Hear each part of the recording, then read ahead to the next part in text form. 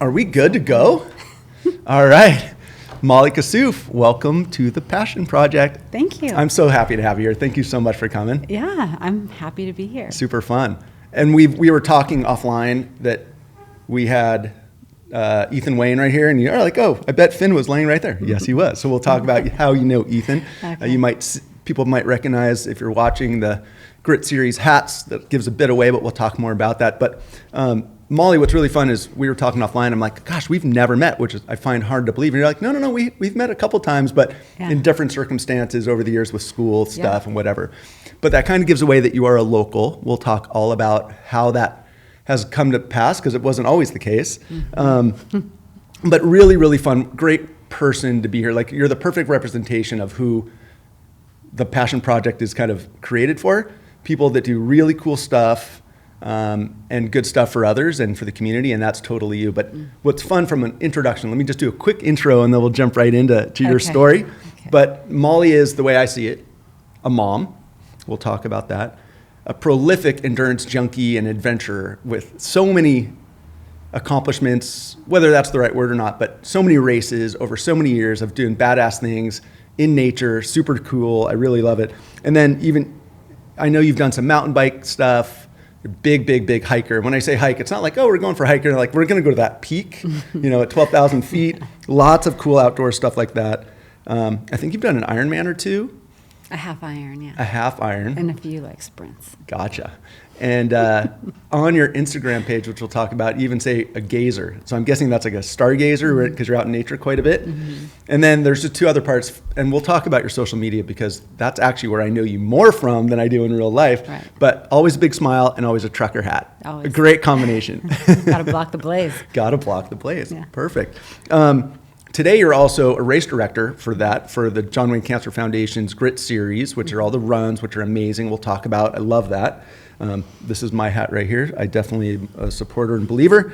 And then, as I mentioned, you have this great Instagram.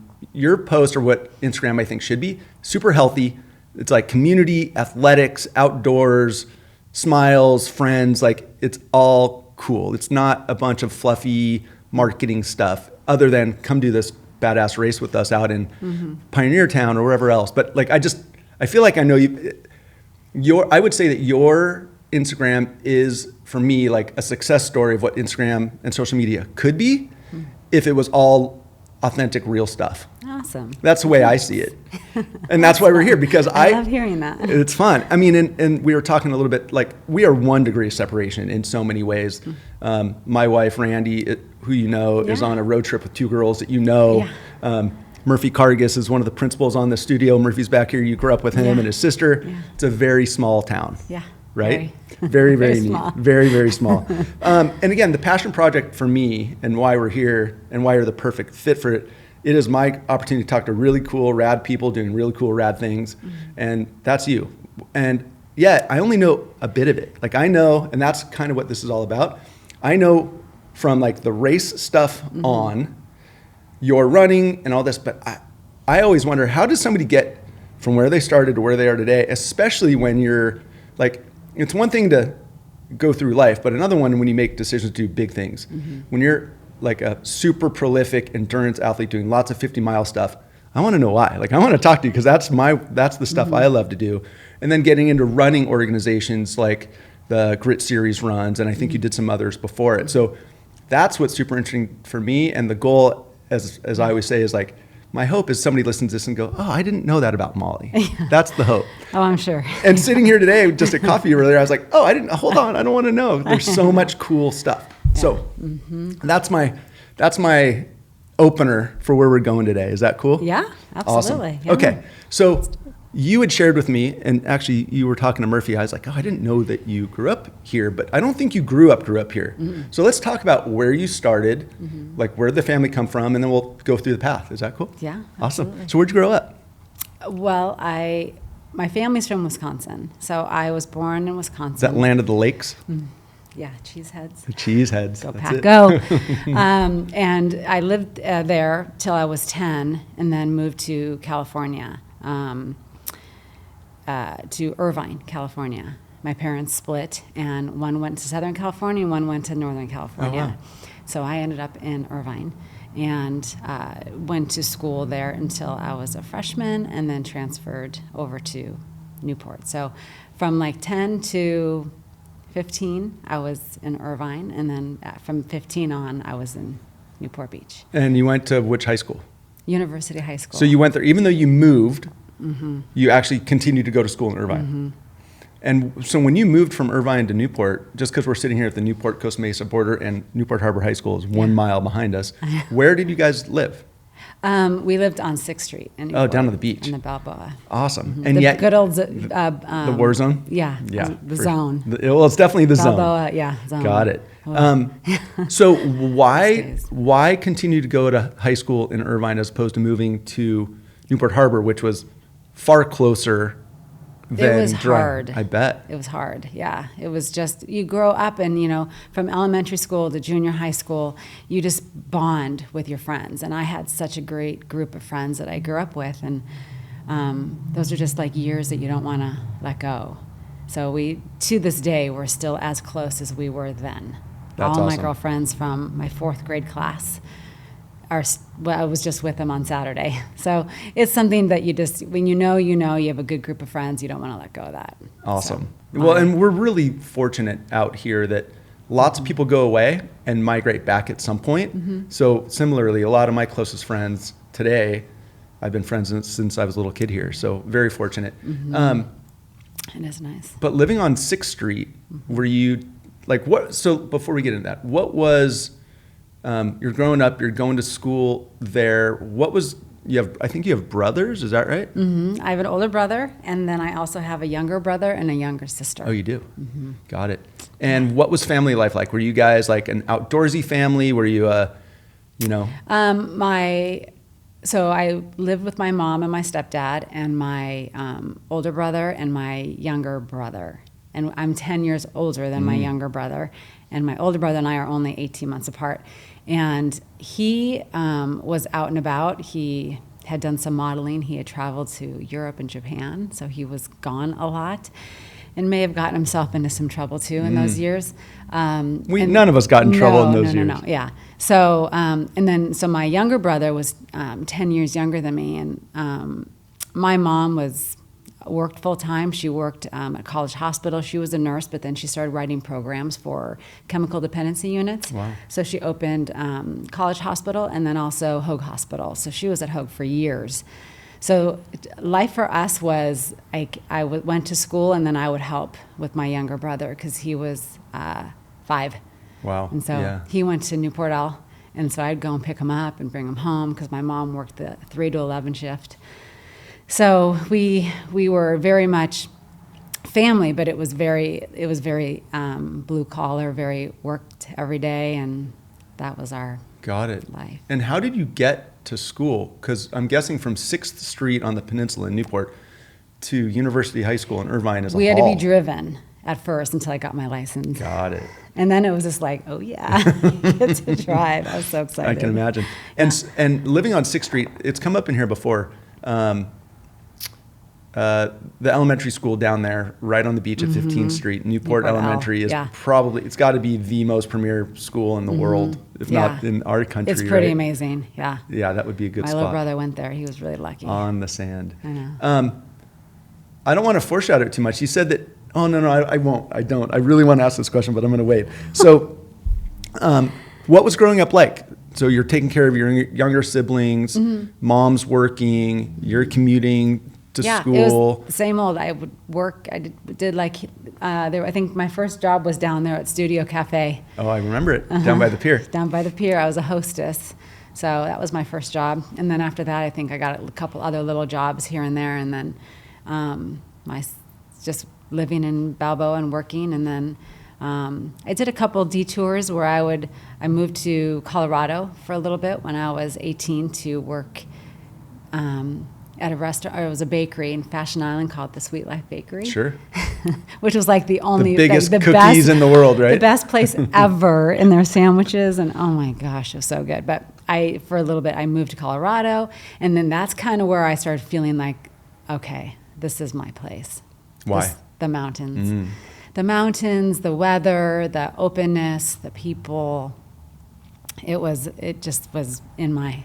Got it. That's what I was that was where I was going with these questions is you don't end up doing what you're doing today without some trigger at some point. Yeah. Right?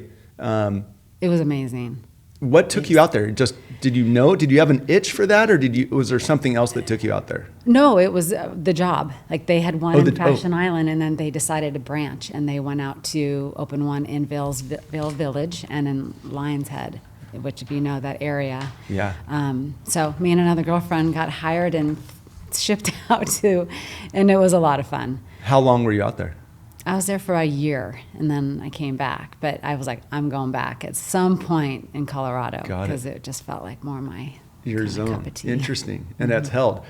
Prior to going out there, you're working, you're taking care of family, you're going to school. Were there sports? Were you a sport family? Were you personally into sports? Yeah, so I always was a runner. I loved it. My father, who lived in Northern California, was a marathon runner, and I used to grow up going to see him, and he'd be like, work all day, and then you're like, okay, I got to go to the track and do my training for so-and-so, and I'd go to the track with him, and he'd do his laps, and I'd be like, how many more?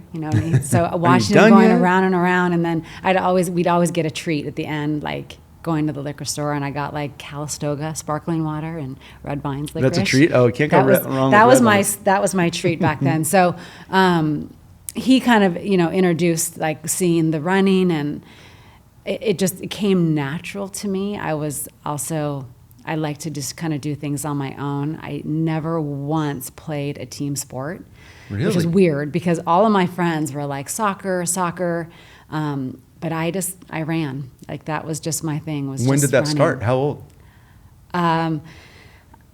My first experience of running was fourth grade. My fourth grade teachers had kids that were in the junior high school, and she knew like I would talk about like I ran with my dad yesterday or whatever, and she's like, do you like to run? And I said, yeah. And she said, would you want to come see a track meet at my kid's junior high school? And I was like, yeah, that's so cool. So she took me, and they had just done like this Mount Sac, which was like the trail race. Big one, it was the big one. Yep. And so I was like, this is so cool. So my fourth grade teacher took me to go see my first like kind of cross country meet thing. And I was like, this is awesome. So from there on out, I was like, I loved it, and I would run, and I did some cross country. We had little teams in junior high school that I did, and then after that, I just did running on my own. Oh, really? So loops. You didn't compete? No. Oh, interesting. But you just kept doing kind of from a passion play. Yeah. Wow. That's so interesting. I know, and I feel like part of it is because I was a little bit more on the shy side. Like big team things kind of like scared me, like having a lot of people around, and it was nice just to do it by myself. Well, I'm just going to interject here because when we were talking, it surprised me. You had referenced yourself as being, you didn't use the word shy, but you said I'm a bit of a, remember what? Introvert. Social introvert. Yeah. And I'm like, I've always said, am I a extroverted introvert or an introverted extrovert? But a social introvert is really interesting. So you can flex and you can be extroverted and out there, but your happy natural place is more solitary. Absolutely. Would never have guessed that. That's a total surprise based on, again, what little I know one-on-one, but from what you do and the groups you lead and the people super interesting. In that, like the groups I lead, like as in being a race director, and I have a run group as well that I've had for 12 years, but it always, to me, is important to be accountable for certain things. And I like to show people that you can. Because I see a lot of things out there where people worry that they can't do it. Or like, how do you do that? I can't even get off the couch. Or how do you go that far? I can't even drive 10 miles, let alone running 50. So, and I'm just an average person. And so if I can do it, I think anybody can do it. I say the same thing. We'll talk more about that because that's a big part of the community that you are not only a part of, but like a leader in a lot of ways. Back to high school, so you're doing running on your own, you're staying busy, you're not doing any team sports, and you're commuting up to school. Talk a bit about some of the people like I always find this super interesting. I know it because I grew up here, but we had some celebrity type folks in my school. One might be in the back of this place right now, Murphy Cargus. But you also grew up with this guy, right? You grew up with Murphy and his sister Stacy, who I knew as well. But there's other people that went to University High School that are pretty well known. Who are some of those folks? Will Ferrell. Some guy named Will Ferrell. Anybody know Elf? One of the funniest humans on the planet.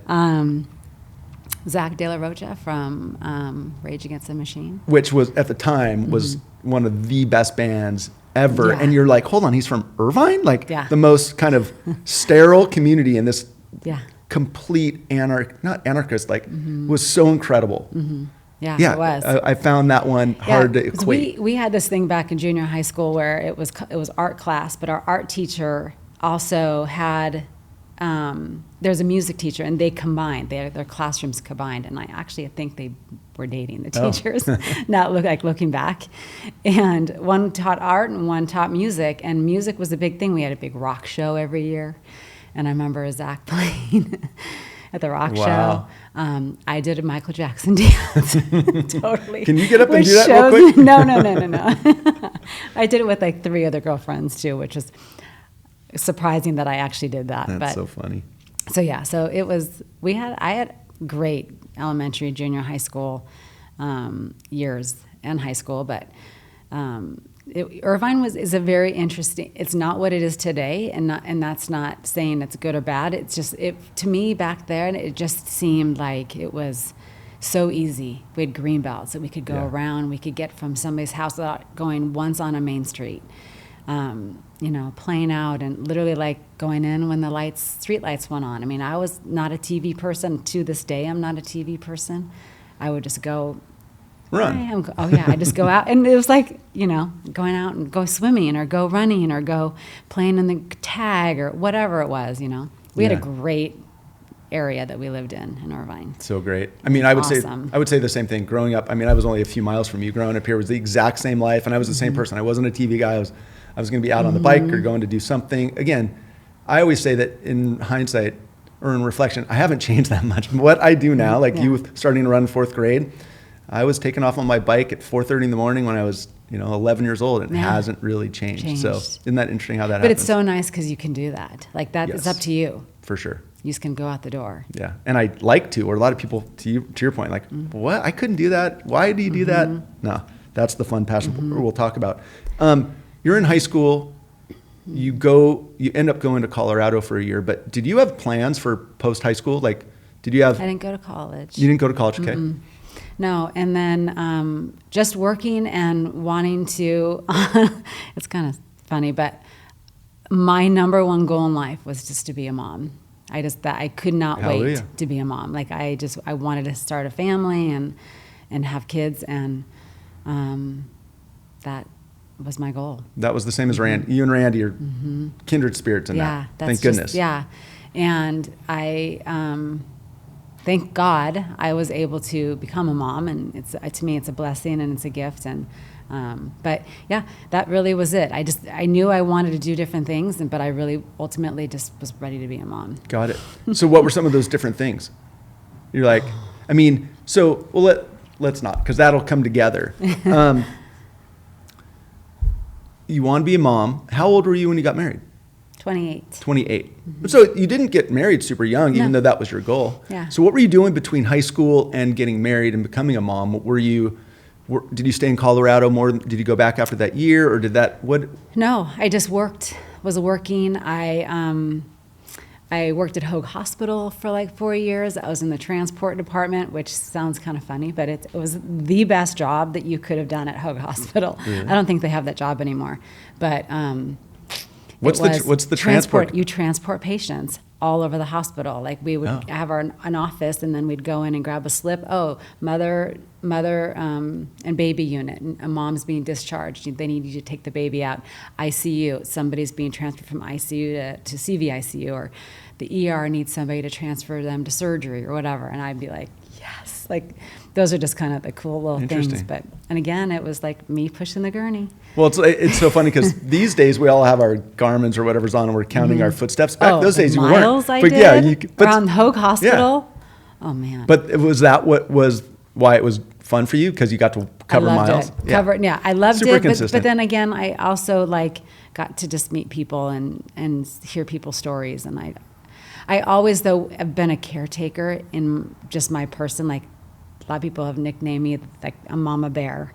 I just naturally want to take care of people. And for me to be working in a hospital was like, this is perfect. Awesome. No, that's so cool. Yeah. Well, again, if you look, I always wonder, again, that's the goal, right? From here to here, like, oh, so you like to run, you like to get miles, you like to meet people, you like to care for people. Oh, I'm going to be a race director. Like, well, it was either going to be comes race together. directing, and that just kind of was a fluke, or it was going to be going into the medical field somehow. Is just being able to take, being there and supporting. So let's talk about those years. So you get married at 28. Talk about kids. Talk about your kids real quick. I had 3 kids in 4 years. Oh, you're busy. I did. I was very Hold on. blessed. What do they call that? That's the I don't know.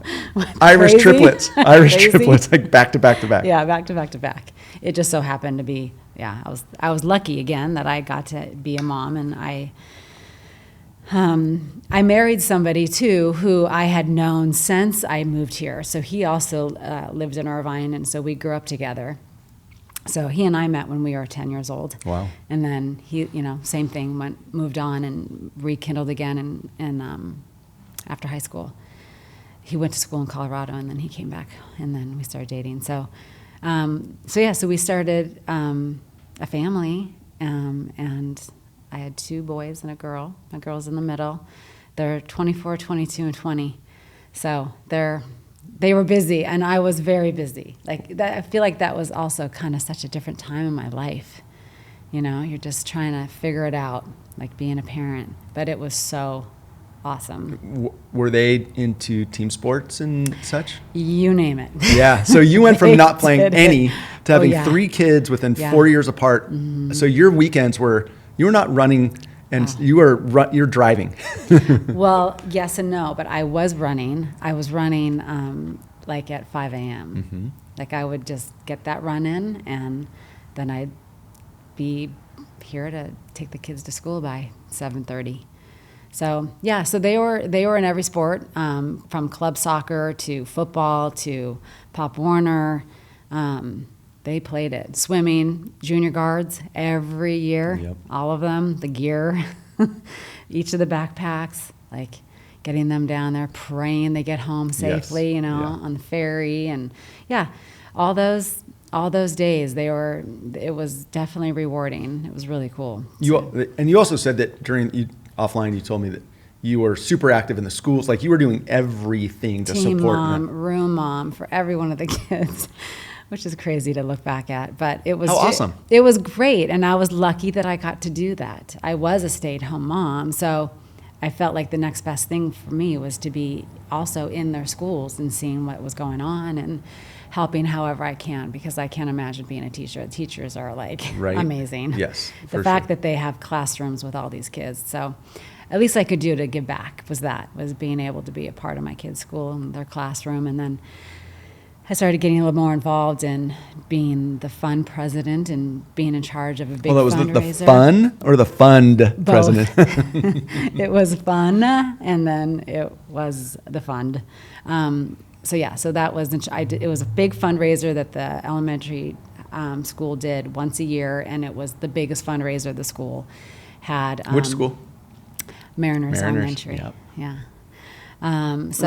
Right around the there. corner, yeah. Right. Which was such a great school, and my kids had such a great experience there, and they had the best teachers, and so many people were volunteered, and it was really awesome. It was a really good experience for everybody. So, but it was a lot. It was a lot of work. I can't imagine. I mean, I watched Randy do the same thing with Yeah. our kids, and our 2 oldest went to Mariners and did that whole thing. Super neat that you were able to be that involved. And you said that you were still running in the mornings, which that tells everything, because when you have the littles, that's the people either throw in the towel for 5 years or you find a way to get it done, right? Yeah, and I was introduced, so I started running marathons, and so I would road marathons. So that was really it for me. I was just running road marathons and half marathons. and do a lot of my training around the Back Bay. I kind of have PTSD of Back I've Bay done- nowadays yes. because of how many times been a I've lot. gone around that loop. But fortunately, it is the best course. We have a 10-mile loop. It's basically 10 miles on the nose, On the door to door, nose, if yeah. you do that loop. And I would always add Balboa Island, which makes it a half marathon. Okay, yeah. That was my Yeah, normal. yeah. It's flat, and it can be, I mean, it's beautiful and we're super fortunate, but it's not like getting up in the trails or up in the mountains, right? A little bit different. Yeah. So then when I was introduced to the trails, I was like, oh, this is amazing. But it took a lot more time. So it wasn't like I could just go whip out 6 miles or 10 miles and I could be back in, quick. And the trails, it's a little bit longer. So I started doing really early morning runs and getting out there and getting it done. And then getting back before my kids were even. Isn't it funny? Because again, this is where we have a lot of similarities, and a lot of people that listen to this, like I would always come back from running a marathon, and my oldest kid would still be asleep. And then it becomes so regular that it's not a big, like this is part of, I think, what we could go deep into. Like I'd come back from running a marathon, feel pretty good about myself, and Randy go, hey, can you go clean up the dog poop and take the trash out? Like nobody cared in my house. It wasn't like anything special. It was like, yeah, just go do what you're supposed to do. I was like, right? oh my gosh. But I would go like out and do runs, and like, how we get socked in on fog here, and then you just go up a little bit higher up at Ridge Park, and it's like blue skies, beautiful. Yeah, we're really blessed here to have Yeah. extensive running trails in like the El Morro, Newport Coast area where you can do as many miles as you want. And we'll talk about that because that's a lot of where you've put on your early race stuff and still today. Yeah.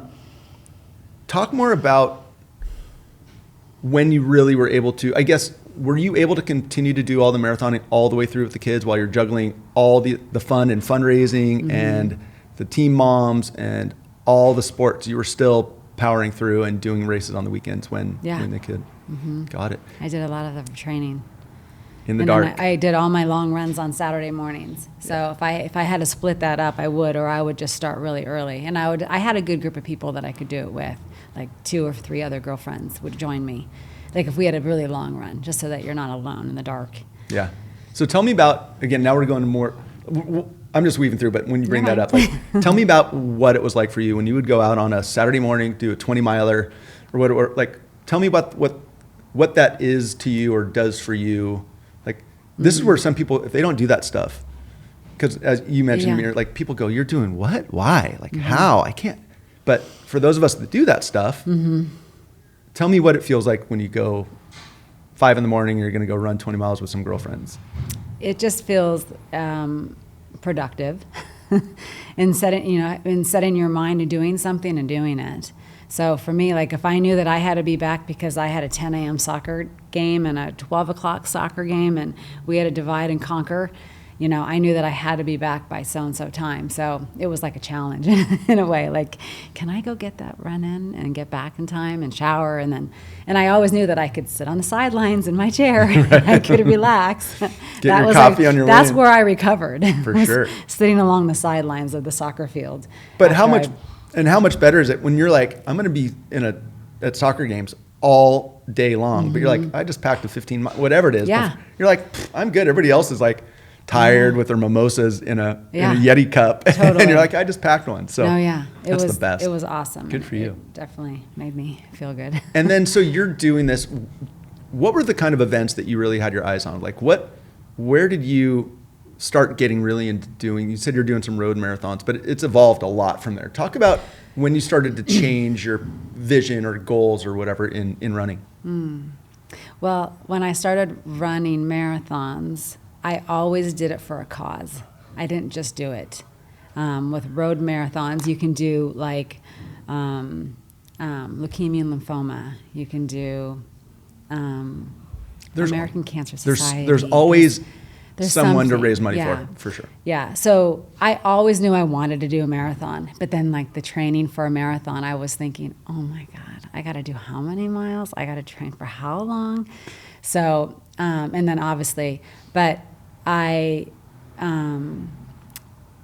did a bunch of marathons and I did do that. So I started, my very first marathon was a Nike Women's Marathon in San Francisco. I think it only lasted 2 years, but It was a beautiful race for a few reasons. One, for one of my very best friends' husband had just been diagnosed with esophageal cancer.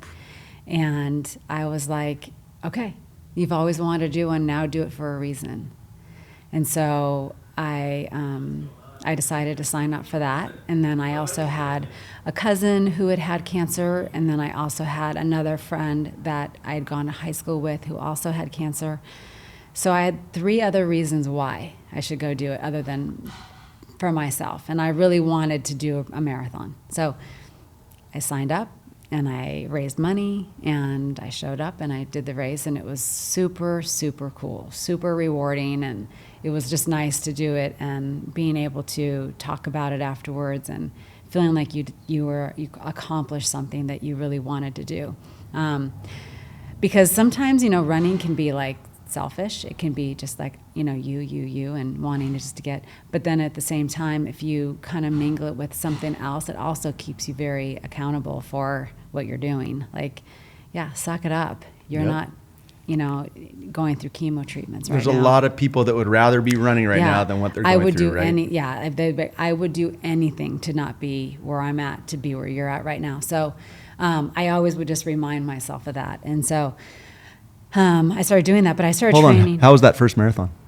Like you said, it was awesome, but how did it feel to run it, that very first one when you accomplished it? My very first, that race was amazing because I did it in Northern California. I did it in San Francisco, which was like true, like very heartfelt.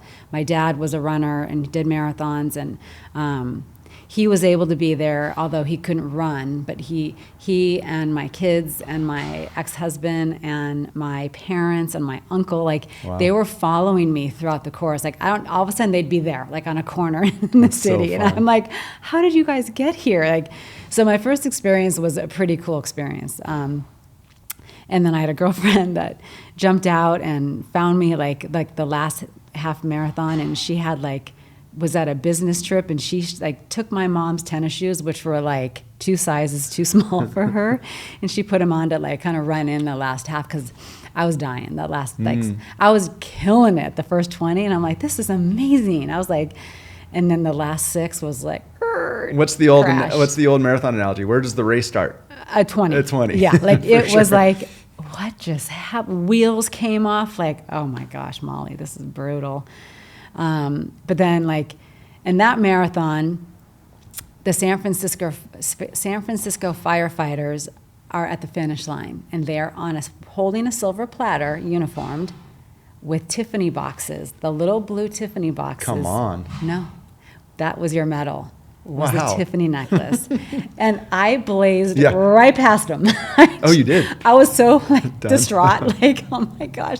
My girlfriend grabbed it for me. You're like hallucinating. Molly, here, your medal. And I was like, oh yeah, oh my gosh. So anyways, that was my first experience with marathon running. And after that, I started doing a couple more, and then I became a mentor. I helped other people do it. If I can do it, you can do it. We all are busy. We can all make up plenty excuses as to why we can't.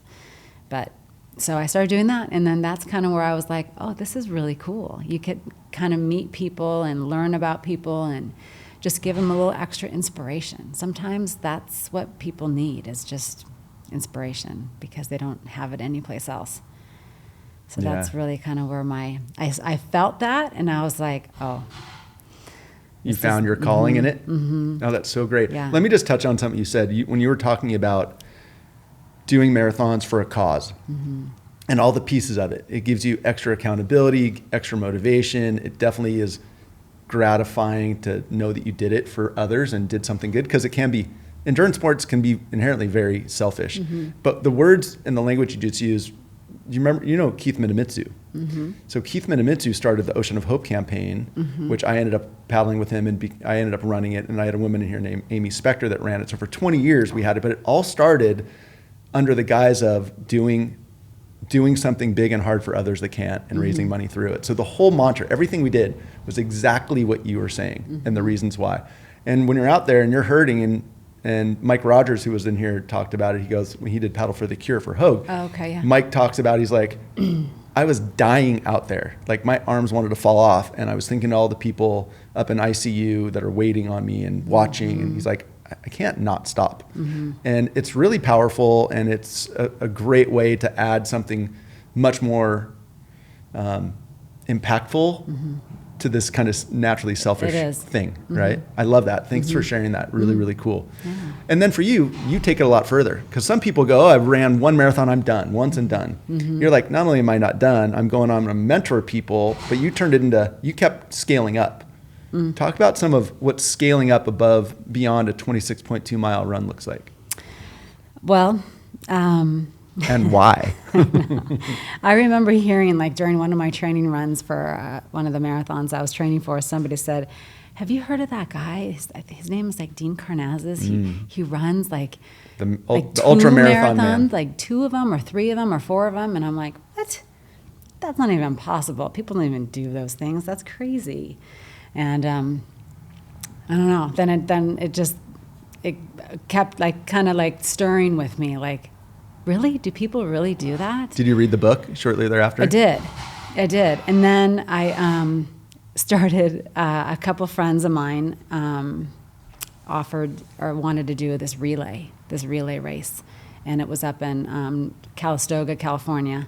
And I have a store in Calistoga, California. You do? Love it up there. Great running up there. Yeah, beautiful. I mean, Calistoga is beautiful too. It's 200 miles.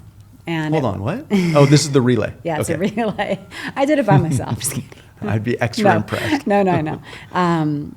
Actually, Dean Karnazes, I think that year did it himself. Maybe him and one others. But anyways, I got to meet him at this race, and it was really cool. I was like, you're the guy that people are talking about that have pizza at their aid station and stop and go to 7-Elevens and get, big gulps and whatever it takes.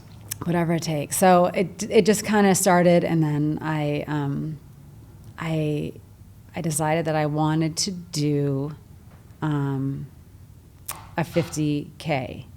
And so I was... And that's about a 30, is that 30 miles? It's 31, sometimes 32, sometimes 33. Yeah. Just depends on the course. Don't make a wrong left turn. It's really hard. Yeah, that's true. But it's really hard to get exact, but you can be close enough. Sometimes spoken like a race director. Under, sometimes you're a little over. People love you when it's under. Yes, and hate you when it's over. Because we're all looking at our GPS going... Yeah, like, I thought it was only, but... So I decided to start dibble-dabbling a little bit more in the trails, and I learned that I loved it, and I learned that one of my favorite parts of running on the trail was climbing. Like, I loved the higher I could go, the better. And I just liked that challenge of just getting up to that top of that mountain as quick as I could. So and that's a different muscular skill set. Like, a lot of people love to run, but you add hills and it changes everything. So you have the billy goat factor, which is a good thing in cycling and in running. That's like an X factor. Yeah, I definitely love to climb. So I did that, and I trained for my first 50K. And it just so happened that I came down with a cold the week before, but I was like, I can still do this. And it also rained, like sideways rain, freezing. Where? It was called the Twin Peaks 50K, and it was out along Saddlebacks, and it started over in the Corona side. Like, you went up to the peak, and then you ran around. And but I did a complete rookie mistake, and I forgot my running shoes. And I went to the race in my Uggs. And so I panicked, and I asked the race director, is there anybody that maybe has an extra pair of shoes I can borrow? Because I'm like, I'm not going home. I'm doing this. Did they go, hold on, what? You forgot your shoes? Forgot my shoes, yeah. She's like, oh my gosh, what size shoe do you wear? And she ended up giving me hers. And she was like a size 10, and I'm an 8. So I ran my first 50K, not only in a storm, but also in somebody else's shoes. 2 sizes too big. That's where the best stories come from every time. Most amazing blisters on my big toes. Imagine. I kept thinking, I'm like, I have this rock in my shoe, and then I open it, and I'm it's like, oh no, that's a blister. Well, I mean, we always talk about, race day. You never break the race day rule. You never wear a new pair of shoes. Try you never something new. nothing. No. And we've all made that mistake. I made it earlier this year, actually. I should know better, but that's a conversation for another day. Oh but my gosh, it can change. It can make, right? Yeah. So but you got it done. That was my first experience with the ultra distance. And I'm like, everything that could have gone wrong went wrong. And yet you got it done. But I did it. And I still made it home in time for my cookie exchange that I was hosting at my house, which is also crazy to think. But again, it was a good story. That's a great story. And again, and sometimes it's one of those where people go, hold on, you did what? Mm-hmm. Like, and people, what are the reactions when you're at your cookie party and people go, hold on, you ran a 50K today. There you go. How far is that? Like, no idea. How far is that? What's the reaction from people when they hear you? Crazy. You're crazy. I don't like driving that far. I don't like walking that far. Doesn't your body hurt? I don't even sleep for that long. How are you standing? Like, I get all of that. Definitely. And what are the emotions that people have, that incredulous outlook, but there's people that are like a little, I don't know if it's challenged by it or a little frustrated, or they feel a little less than, or I've always had there's always not little people, but there's always been people that are like, they don't make me feel good about something. They try to almost knock you down a little bit, like, I don't know. It's just interesting. It's always interesting. Like people's response. Well, I think that people, they want to maybe like, they don't understand it. So they don't know how to respond to you. Like when you say like, oh my gosh, I just ran to the top of that mountain over there. And they're like, huh? Just because? What's going on up there? Like, why did you have to go up there? I'm like, I just wanted Were you being chased by a bear or just something? Wanted to go up there. Just wanted great. to go up that mountain and get the pretty awesome views at the top. That's so cool. And so I had asked you about this on running that first marathon, but when you run a 50K or you're just out on your own or with friends, a few friends doing big stuff in nature, what do you get from that? Because I know that's a big part of your life. Peaceful. I feel like it's just very peaceful out there, and it's very quiet, and you hear things that you don't normally hear, like, animals, birds, the sound of wind, the sound of the trees, the sound of the leaves. It gives you a peacefulness where you're just wanting to kind of forget about. You don't hear cars honking. You don't hear, engines starting. Sirens. You don't hear any of that. So when you're really kind of needing that space where you just got to go out there and do it, to me, that's what sold me on the trails, is that you could just go out there and not hear anything and just kind of be quiet, which is a rare thing when you're a mom of 3 kids and busy and running around. Like, it's never quiet. No. So it's my own quiet time. And I put myself in a timeout. Go run. It's a good kind of timeout. But you also say you see, if you look at your Instagram and all the stuff you do, you're with people a lot. But you told me earlier, like, you really enjoy being out there solo. Oh yeah, 95% of the time I run by myself. I'm by myself. I enjoy being by myself. And when I started this run group, what's the name of the run group? Wednesday Night Run Crew. WNRC. There you go. I truly started this. It'll be 12 years in May, and I started it because I wanted to show people. Always will be like, Molly, do you want to go out? Show me where you run. That looks so pretty. Like, what is it like out there? Is it scary? Is it easy? Do you see any animals? And I'm like, well, come with me. And I used to take a lot of my friends. Like, at one point I would have like groups of like 10 of us going out there just to go on hikes, including your wife and all the girls. I think she was a little sore after that one. Yeah, sure. Yeah, I know. But I always make sure we go get a yummy food afterwards, so that you gotta like get like some kind of a prize after you do something hard. So anyway, so I started this run group, and we met every Wednesday. We still do. And it was just something that I didn't know what was going to happen with it, because I was not somebody that liked to run with people. But I felt it was important to do, because I really wanted people to see the trails and see what it had done for me. And it was, I think, the right decision that I started it. And now, once a week, I do run with people.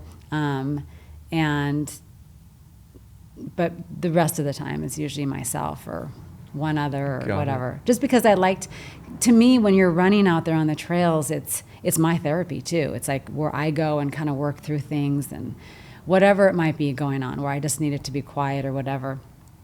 That's just kind of where I work at it. Some people want to go to the bar or want to go, do other things.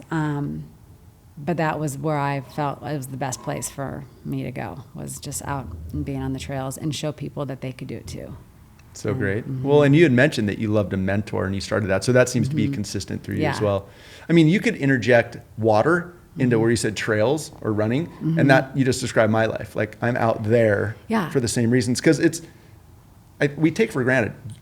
There is no such thing as quiet. Even in the middle of the night, if you go for a walk, you're going to hear, Something. it's less noisy, but I mean, it's pretty noisy right here. There's all kinds of stuff. But being able to get out in the trails or out in the ocean and hear nothing but, and I always say lots of good things and some scary things happen in my brain in those times, but lots of time to process and think and just appreciate it, because it's so stunningly beautiful.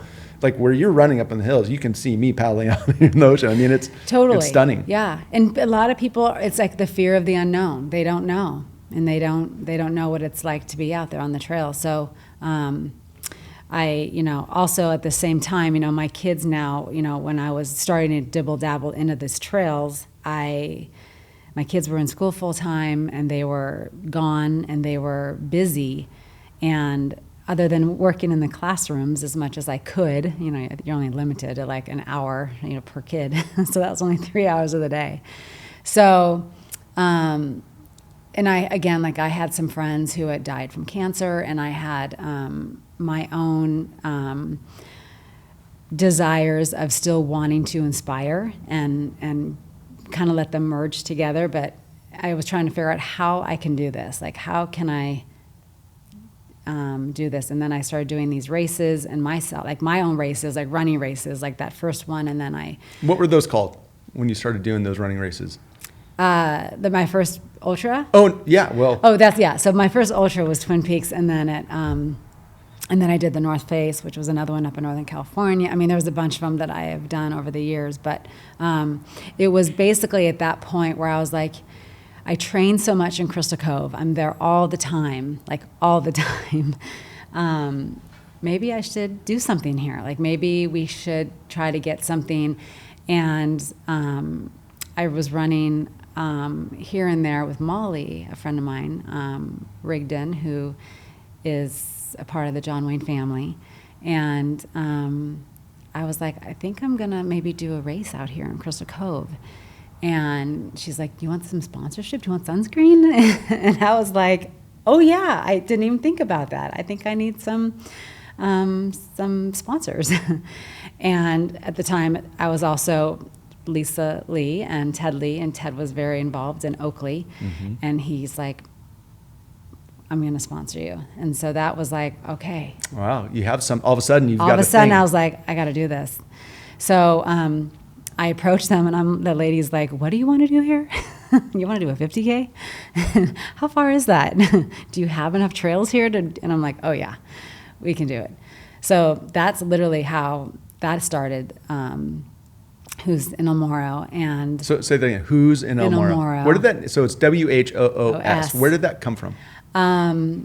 So years ago when I would run in El Morro and it was getting dark, I would always start to hear the owls hoot. And it was a sense of security for me. So I always felt, because the owl's known to be wise and the watcher, so I felt I need to have my logo something about an owl. And then actually my cousin is the one that came up with the logo. And he's like, do the eyes of the owl and have it WH who. And there you have go. It. So it's Whoos, kind of a random WHOOS yeah. in El Morro. How long did that go on for? 2010 till 2016. And it was once a year, it was a 50K? And a 25K. And a 25K. And then it went into also a 10K. So I would have people come doing the 25K, and then they would have like a sibling or a husband or a wife or a friend who were like, do you have anything shorter? You should add a shorter distance. And so I was like, okay. So I did. And then they both just became really popular and great. And then I had sponsors, and I had, in one of my first 50Ks, like I think it was like my third or fourth, I happened to win it, and I won a pair of shoes, and I got to go pick out these shoes. And at the time, I didn't really know what Hoka was. And I was, Hoka won back in the day, right? Yeah. And so I was like, I'm going to try these. I'm going to give them a whirl. And so I got those with me winning this 50K. And it's been a love affair ever since. With Hoka? Really? So then I Are you sponsored by them? I became an ambassador. Oh, an ambassador. Yeah, for Hoka for like 7 years. Well, it's funny because Hokas came out early. They were the first ones with the super thick soles and the ugliest colors known to man. Yeah. Oh, you got nice white ones on Nice right white now. ones, I But I know. remember getting them early on and going, they're really ugly, but they're the most comfortable running shoes ever. I was always worried that I was going to roll my ankle because I've been known to do that a few times.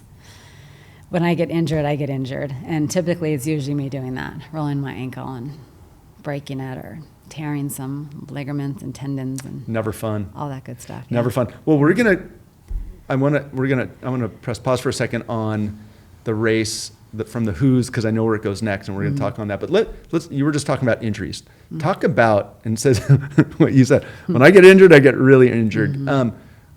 Running, especially running trails, and when you're running it in the dark and you're reliant on lights and this and that, injuries are going to happen. There's falling, especially if it's wet, muddy, blah blah blah. I think there's posts of you covered in mud and blood and such. Totally. Talk about, as a runner, because people are going to, how does your body hold up? Especially as someone that's been doing it for a long time. Like, how do you keep your body, or what's it been like for you to be running endurance level stuff for the last 30 years or more? I think injury to me is a reset. If I have to take a positive out of it. It sucks when you get injured, and it can cost a lot of money, and it can be painful, and then it can limit what you can and cannot do. Like, I remember the first time I broke my foot, I was like, thank God it was my left foot, not my right, so I could still drive, taking my kids to their sports. But I broke that at like mile 6 on a marathon, Surf City Marathon, just on the... Not on a trail. That's as flat as they on come the on the road. dots, little dots. It was like wet, and so I just snapped. Oof. Anyways, but then after that, like I've done many times on the trails, I've had a few breaks out there, and I've had to either be piggybacked off the trail or a little crawling too. Really? Yeah. Wow. Yeah. But I feel like when you get injured, it's almost like it's a sign that you need to slow down. You need to. I don't like those signs. I know. I do, though, because I do feel like the comeback is awesome. When you get to come back again and do it again, it's like it humbles you, and it makes you realize, like, remember, you get to do this. So to me, it comes with, I think, a positive, too. At least that's what I tell myself, so that I don't get, like, super sad about it. Well, you kind of have to, right? If you're like, all right, I have to play through and to get back on the road. I've been dealing, I know injuries. Yeah. We don't like them. No. We don't like them at all.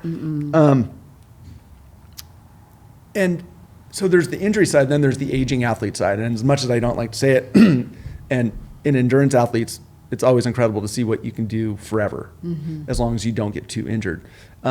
How's that been for you as again, the same thing, 30 years in of endurance running and stuff? What do you find? Is it different? Well, when I was 40 is when I first did my first ultra. Oh, at 40. So I was 40 years old. And I feel like a lot of the trail running world is a lot newer. It's become a bigger thing, literally in the last 12 years. And it's a lot younger now. And then people are kind of getting started a lot younger. Man, I wish I did. I wish I had done it years earlier. But I probably felt the strongest and the best during my 40s. And that's, I don't think if I'm doing a race and I'm, I've had my share of wins, I've had my shares of DNFs, and with people who are 20 years younger and 20 years older. So age is just a number. But when you get to be like in your mid-50s, I feel like you get things that are thrown at you more so than what you would in your 40s. And so when you think you can't or it's not going to happen to you, it does. Oh, yeah. That's what that is. And yet, there's plenty of people out there that are playing through for the, playing through those injuries or a little maybe longer to recover or whatever. But with any right sport, back. with anything, even with your paddling, like you probably had your years where you're like, I was on fire and I could do this and I could get myself to Catalina and back. And me too, I could get up to the top of Whitney and back down and be like, oh, that was a no-brainer. And then now it's like, whew, that was a lot. Yeah. And you don't, like I quote my mom all the time, for a long time ago, and I think I was with her, it's her birthday today, believe it or not. Aww. My mom's birthday today. We were out last night, but I remember so clearly, and I've quoted a million times, she's like, I feel 21 in my head and in my body. And then I look in the mirror, right? And I totally get it. Like things are, it's not that you take for granted when you're in your 30s and 40s and you can train as hard as you want, do whatever you want, but it's when I'm training the same way as I used to, and my body is not responding the way it used to. Right. Like it's more sore. It is getting pissed off. It doesn't it's so interesting. You can still do a ton of stuff, but it is different. It is different, yeah. And then, I think for me, like just still showing up and doing what you can do even now, like versus like, I feel like I've been there, done that. Like I'm good. Like I've had my years of like, I got to do this race and I got to do that race and I got to train for this. And there comes a time where for me at least, that where I'm at now is that if I can still climb a mountain and I can still show up weekly and get some trainings in, I don't think I'm going to stop. I think even in my 60s, and I hope I can do it into my 70s too. It's just, it's really important to move our body as we get older. Like it's so important, So I think, it's like one of the things going back to when you said like, what do people say to you when they're like, that's the reason why I don't run. So I'm not like sore like you. And then it's like, well, when we get into our 50s, there's going to be a time where we're just going to be getting out of bed and we're sore. And we're kind of there.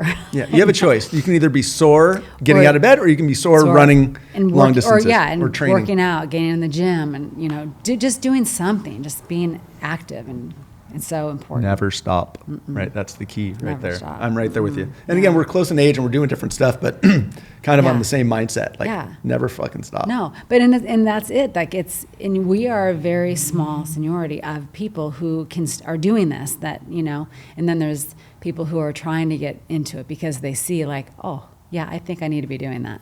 That's why she was doing that all those years. I didn't know if I was going to feel sometimes tired, but I do have more tired days. Yeah. But I still show up. And it's still just as fun.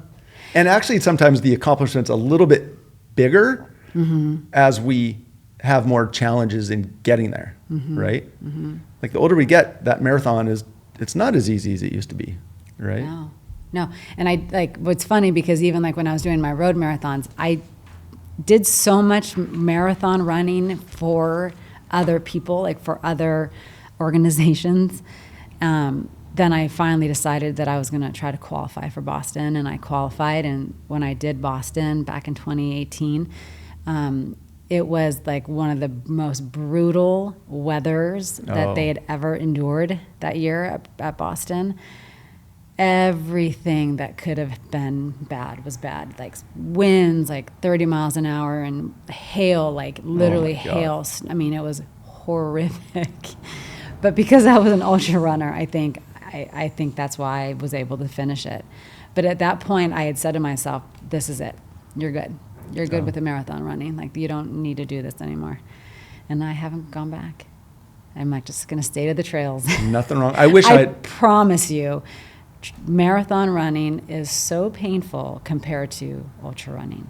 Yeah, I wish I had learned that, because I did so much pavement running that I'm still paying the price. Yeah, absolutely. I wish I'd No. I have spent a lot of time on that Back Bay Trail. I really wish I had know. learned that to get out. And so many of my friends, right around that time, you said you talked to Chad Carter this morning, and Clark Broger has been in this chair. Yeah, Clark. And these are all guys that have gotten into it and are so into it. And I was like, gosh, I wish I had stumbled onto your Wednesday night running clubs or something who have gotten me off pavement and into the dirt. Yeah, I hear more people say to me about that Wednesday night, like, I'm so great that I found this, because it's kind of like, it's not you don't have to be a certain kind of runner to come to Wednesday night. Just show up. That's so cool. And you can you can walk, you can hike, you can just be a part of the community. And a lot of people don't have that. And sometimes they're too afraid of it because they can't run fast enough. And that was my number one thing with the run group, is that people say, I'm not running with you, you're way too fast. Like, and I'm thinking, there is no way my running is going to even commingle with this. Like, my running is separate. This is a group thing. This is a community thing. So to this day, and people know this, that I'm like, we wait for everybody. Nobody gets left alone. There's got to be a buddy system, because I don't want people to ever not come back because they felt like they just weren't either good enough or they were alone. So for me, and it's worked out for 12 years now that I've had this Wednesday night where people are still showing up. That's so great. And then like 30s and 40s and 50 people, so, and it's fun. It's just a fun group. So if somebody wanted to be a part of it, show up. Where and when? Well, right now it's our off season because it's dark and I'm so sad.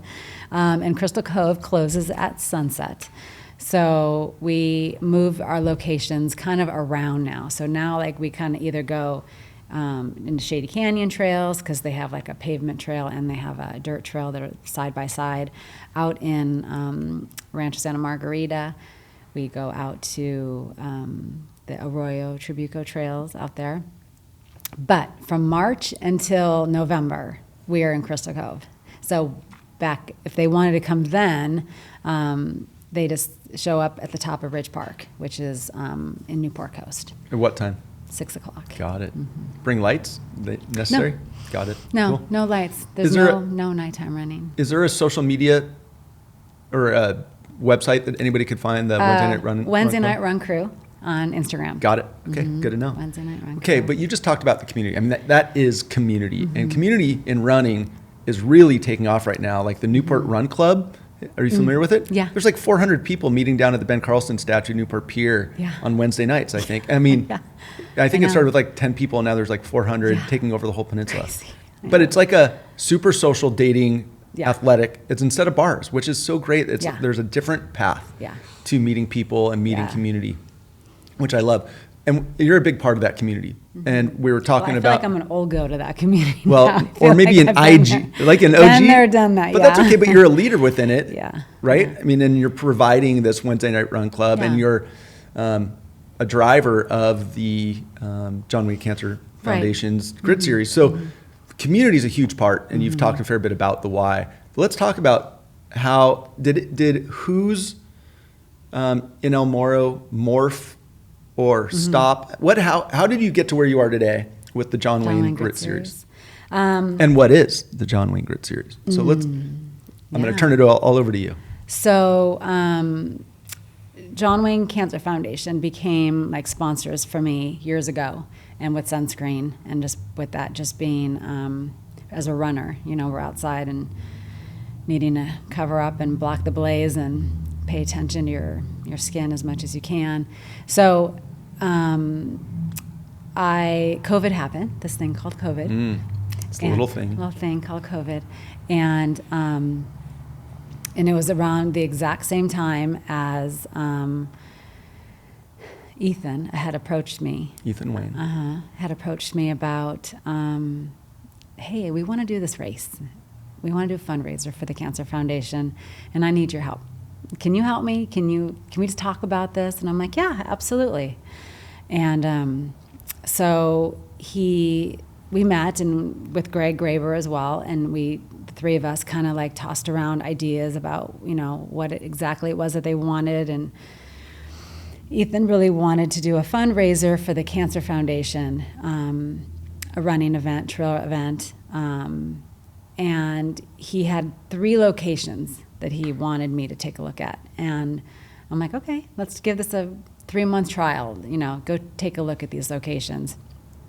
And I did, and when one of them, I was with Ethan, was Lone Pine, California. Sequim, Washington was the other one, and Ridgway, Colorado was the other. All places that were very important to the Cancer Foundation, and also locations of where John Wayne filmed. So I had been there, I take that back. I've been to Lone Pine, but I had not been to Ridgway, Colorado or Sequim, Washington. So those were totally new to me. I was like, oh my God, where do I start with this? So with the first one, though, was with Ethan, and we went out to Lone Pine.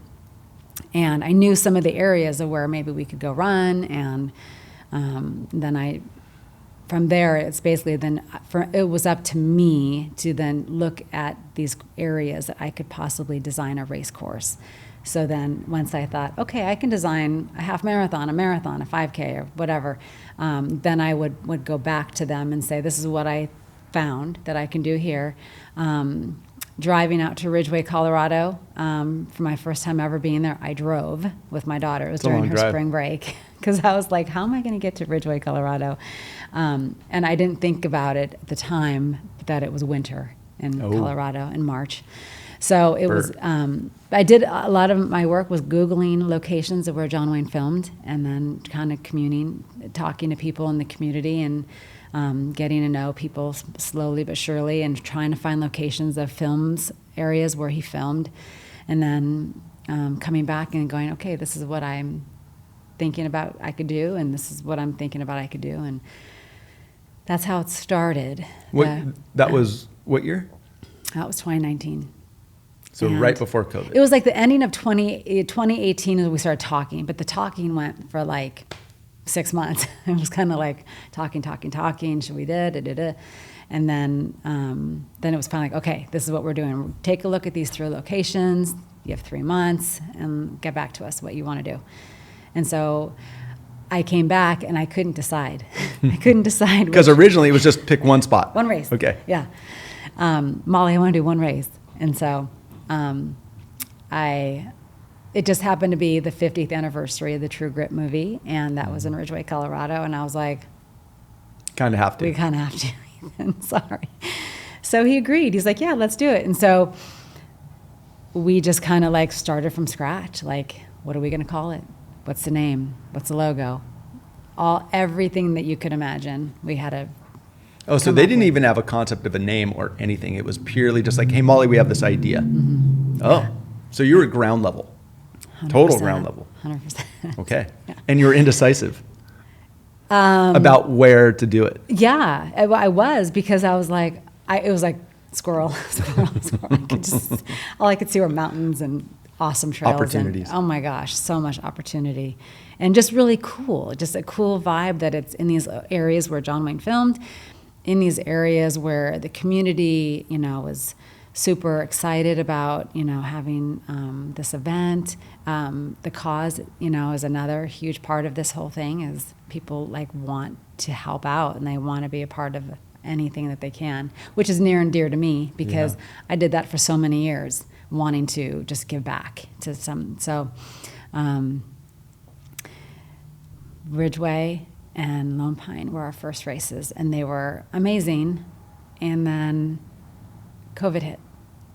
And I had just, so typically for me, like when we talk about an area, like Ethan will say, hey, have you been to Pioneer Town, California? And I'm like, no, I have no idea where that is.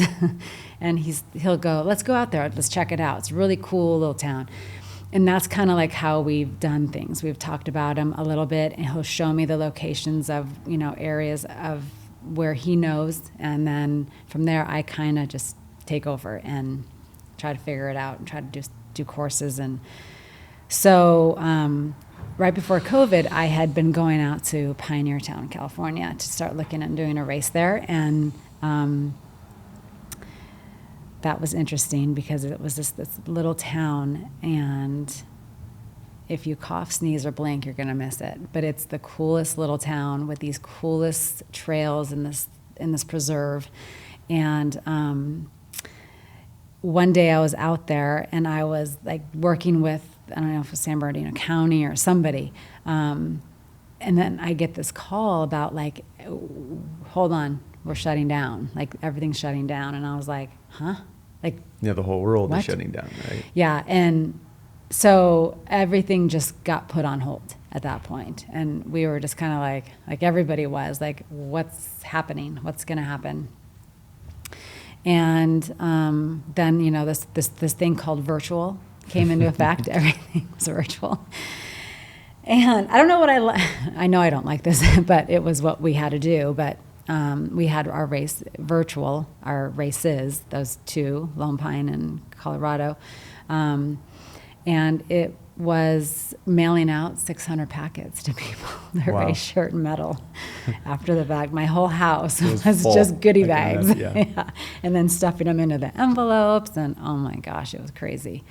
But then at that time, I really realized that I was where I was supposed to be with this race, with these John Wayne Grid Series. And Why? because I was doing what I wanted to do. I was super passionate about causes, especially anything that has to do with cancer. And then also running and these trails. And it just felt right. Everything has just kind of just gone the way I think it should have gone. Inspirationally, I get inspired by so many people too, which sometimes, you know, especially with people who show up and who, you know, have cancer, or they just, you know, overcame it, or they have a loved one that they lost, or, you know, there's so many things that I think in life that we take for granted. And sometimes it's a nice reminder to make sure that you just stay present and you stay, you know, aware of what really is going on. And I had decided that, or Ethan had also mentioned that Sequim, Washington. So that was another location that I went out to, and I had no idea where Sequim, Washington was. So I don't know. I had to look at a map and go, oh, that's where Sequim, Washington is.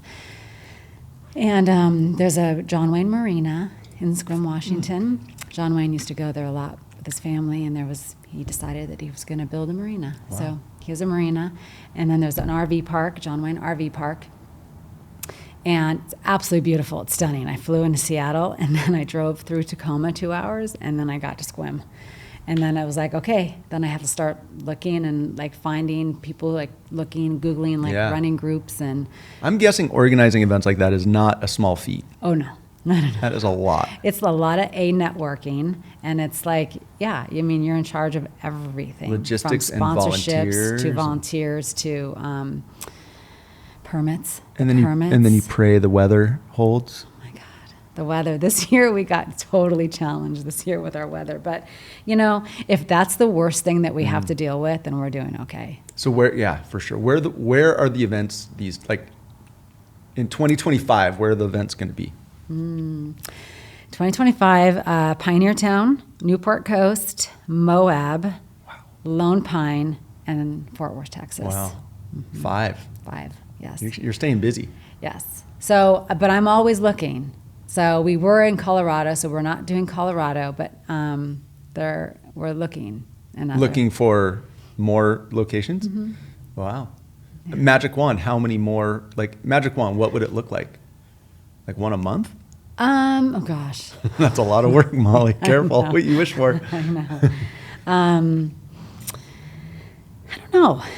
I think 5, 6 that we have every year is really good. But then, you know, we get messages a lot of times from a lot of different people like, oh, you got to come to Iowa. That's his home, you know, John Wayne's hometown. Oh, you got to come to so-and-so. That's where he filmed da-da-da-da.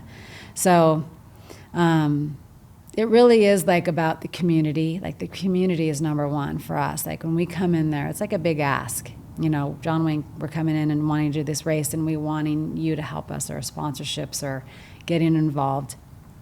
So all these communities that I go to, I'm just Molly, the John Wayne Grid Series race director, and would love to have you guys involved. And that's kind of how it happens. It just starts to snowball. And then now these communities are like my family. They're just like amazing people and supporters of the Grid Series and the Cancer Foundation. And I feel very lucky and very blessed to to have that transition. So, which is where the merge of Whoos went into the Grit Series, because I felt that was a good commingling. So I gifted that to the Cancer Foundation. That was so cool. And so now I was like, I can do still the courses that I had years ago, still be the race director, but now I also have this awesome cause.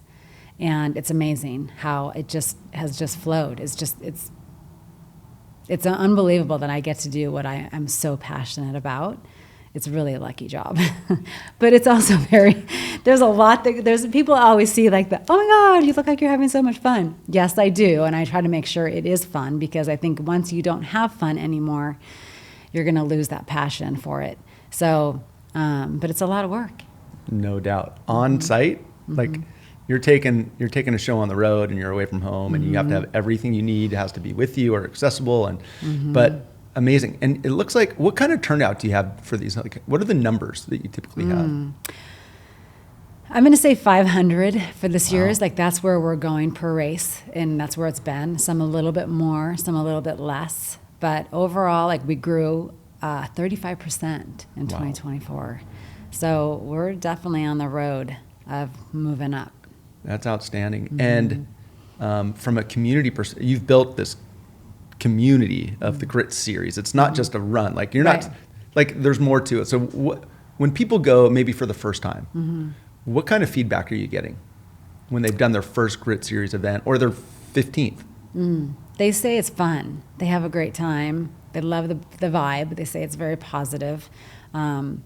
You know, one of the things that you learn as an ultra runner is when you're out there on the course, out there running, and you're doing hard stuff, it's not easy.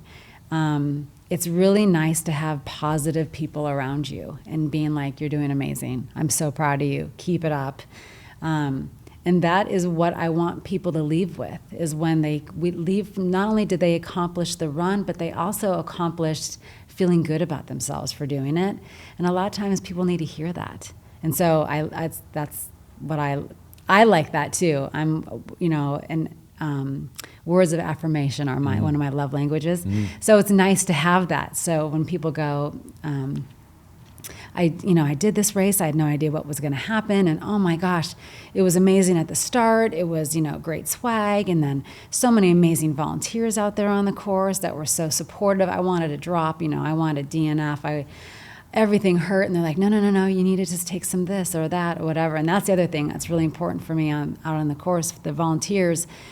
I personally want them to know what these runners are going through. So for me, I kind of pick like the volunteers as much as I can on the course, so that they're runners themselves and they can definitely relate to what they're going through. Yeah. Because I remember, you probably have experienced this too, somebody when you're at mile 20 of a marathon, you're almost at the finish line. I'm like, oh no, I'm not. Oh no. It's a long 6. I got 6 miles to go. That's the longest a long 6, time right? still. So yeah. But I think you've just nailed the community. I mean, I think endurance sport, for those people that go, why do you do this? How do you do this? The community is amazing. It is a no ego sport. And I always say, like in the Catalina Classic or any of the stuff that I've done, the people that win it are usually the most humble. They're celebrating everybody else as they come in. It's magic. Like, I really think that there's something so special. There's so much camaraderie when people are hurt. I always use the analogy of the Catalina Channel when we paddle it. It's always a long day, and how you train and what the weather is and who you're with is going to say, is it a really long day and a really fun day, or a really long day and a really hard day? So there's so many factors that go in. So if you're with people that are engaged, that you have volunteers that totally get it, and you've got a race director that is, words of affirmation. I mean, all those things come together, and that's what I think is magic about all of these events. And again, it's going to be hard. Yeah. 50K, it's 25K, it's hard. Wherever you are on your fitness goal spectrum, it's still going to be hard, but the accomplishment is pretty magic. It is. And for me, like as a runner and doing races, I've done many, many races, and there's been times where I never even got to meet the race director, or I never even got to talk, at all. And I think that's important too. I think it's important to be present and be like, accessible. Hi, what is your name? Where did you come from? How did you hear about this race? Oh, this is awesome, So I just feel like, I just have the title race director, but I also am same person that likes to go and do races and try to get more people to come out. And well, I think that's like the best. If I can. I think it's like the best school administrator is the best teacher, right? The best race director is the best racer. If you love it and you're passionate about it and all those things you just said, you're going to organize a race that's awesome. Right. If you get somebody that just puts on events and they just grind it, it's a very different outcome, Yeah, right? it is. Absolutely. I bet you're an awesome race director. You're so sweet. Thank you. Yeah. And I feel the same way with the family and the group that I work with. They're very involved and they're very present, which is so important as well. And that's Molly and Greg and it's all the Greg other volunteers. And Ethan and all the volunteers and, and they're Anita, everybody. And they're also, a lot of them are family. also in it. Molly's been a big runner, and that's Ethan's niece, if I recall. Yeah. Greg Graper, that you work very closely with. He and I have done some really fun long distance stuff together. We did that Absolutely. Goggins 4x4x48 together a few years ago, which was just, and he did it unplanned. He's like, I'll do a bit with you, and he ended up doing the whole thing with me. Why and not? Yeah. And I think he ran his first marathon just a few years ago, and they canceled it because of conditions, and he ran it anyway. Anyways, it was same place you rolled your ankle, the Surf City one, and he ran in terrible conditions and got it done. And he's 8 feet tall. He's not the natural shape for a runner, but no, I know. I run with him, and But there's a lot of passion in that group, which there is a lot of big passion, driver. and everybody is very involved and very present, which I think is really important. I think it's a whole package. That's so great. Yeah. Well, thanks for doing all that. I love what you do, and so fun. It is fun. So what's next for you? You've got the race, you've got the Grit Series 2025. Do you have more races on your trajectory? Are you still have your eyes on 50Ks or anything, or?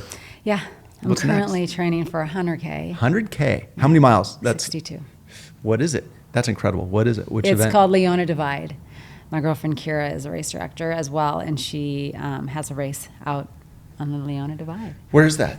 It's out by the mountains, out where you'll be able to be familiar is by inland. What is that? Not Thousand Oaks, but past that, it's over by that big. Oh, I'm not sure. Amusement park. What is that big? You're out in like. Yeah. Six Flags, Magic Mountain area. You're out there? But all in the mountains, Wow. out in there. It's so beautiful. 100K. I've done the 50 mile there. I've done the 30K there. I just have not done that 100K there. Have you done 100Ks? Mm-hmm. Have you done 100 milers? I've attempted 4. Attempted. Yeah. One I had to drop at 88. One I dropped at 56. One I fell at 5. Oof. And the other was 40. So 88. Yeah. Is 88 your 80 longest? is the farthest I've gone. That's your longest. Mm-hmm. That's incredible. Mm-hmm. Yeah. I always say if I wasn't so impressed, I would be depressed. Like I wish I could go do that. I wish I could go train with you for the 100K. Like, hey, come on out. I can't. Physically, I can't, but I wish I could because I love that stuff. I'm so happy for you doing that. The other part that's too is like, I don't do a whole lot of races anymore. So it's more or less, if I can do one a year, I'm pretty happy because my whole life has revolved around racing and trails. And Did you ever, again, going back to connecting the dots, did you ever think that you would be where you are today as a race director doing this? Would you have ever guessed? No, but then I also knew that where I was going, and I knew that it revolved around similar things. So I'm very happy. Yeah, I'm very happy that it's where we're at and what's happening with it, because it's very much a blessing for sure on more levels than one. That's good. Mm-hmm. Listen, I think that, as you said, if you're out running or doing anything, you have a lot of time to think, a lot of time to process. Mm-hmm. Sounds like you use that well. Do you run with music or do you run without? I do. Here and there I do. It depends on where I'm at. Gotcha. Sometimes I got to really be listening. Yes. Just to make sure there's no kitties. Yes, be careful out there. Not that I'm going to hear sure. them anyways, but be sometimes, no. I do like music at times, and then other times I just tune out. Turn out, yeah. Turn on to the universe, right? Mm-hmm. Well, on that. You have to come do something at one of the races, whether I'd love you to. come and volunteer or. Well, I'm trying to get my knee back because I really. Like the Grit Series is like my happy place. Like I should be running it. I'm trying to get the knee back. I know. Because I would love to be out there. You can also, can you hike? Mm-hmm. Yeah, you need to come at least hike. Okay, I'm coming. I'm doing it. Yeah. I'm doing it. Just quick, turning it all the way back to you. It's we're in the holidays. We're coming up on Christmas. Kids coming back. Yes. Yeah. Yeah. I'm an empty nester for the past year and a half, and it's been so hard. Probably one of the hardest things for me to transition is empty nesting. But I will have all 3 home for Christmas, and that's super exciting. Awesome. Very excited. Yeah. Are they into this stuff? Are they they've- athletic? Yes, they all played soccer, so they all had done their share of running. So they're like, running, really? Mom, do I have to run? But we survived through COVID hiking. They didn't have school. They couldn't go to school. So it was like we are all hunkered down together for a long time. So every night I would make sure that we go on a hike, So whether great. it's just even up to, to the top of this hill over here and watch a sunset. That was our thing that we had to do during COVID, just for us to all keep it together. Yeah. So yes, they will, every now and again, they will hike with us. That's great. I mean, I always think that success leaves clues and osmosis between parents and kids. And when mom or dad or both are doing killer things, it has to have an impact. It has does, to. Yeah. And I think they as they're older now, they see things and they're like, Mom, wow, that's amazing that you're doing. That's a big job. Yeah. That's an awesome job, though. Well, too. not only a big job, but when mom is still charging $100K, doing all, it's got to be a huge sense of pride for them that mom is doing rad stuff and Yeah. doing it for the community and making a difference. And which I is think cool. that's important. I think it's important too for them to see you work hard and do something that you're passionate about. That's really what it's all about. That's what it's all about. Well, listen, Molly, thanks so much for sharing all this. Yeah. If people want to find out more about the Grit series, or you mentioned where to find Wednesday Night Run Club, where can people best find out about the Grit series, where it might be, more information about it? For the Grit series, the John Wayne Cancer Foundation on Instagram, and also John Wayne Cancer Foundation on Facebook. And then they can go to johnwayne.org for the website. And there's, you can find out everything about the Cancer Foundation on the website, whether it's, wanting to sign up for a Grit series or getting any information about our doctors or anything about the Block the Blaze. So there's the world of knowledge there on their website, which is awesome. But yeah, and then Wednesday Night Run Crew, anybody's welcome to come on out, and they can just find it on Instagram, Wednesday Night Run Crew. Awesome. Outstanding. Molly, it's so fun. Thank you so much for coming out and sharing Thanks the story. for having me. Oh my gosh, so cool. I love this. Going down memory lane. Keep doing all the awesome stuff. It's Yeah. really cool, Yeah. and it's super meaningful to the communities that you serve. So thank you. Yeah. And hopefully Awesome. we'll see you soon, You'll too. see me out there for sure. Okay. Thank you, Molly. Thank you.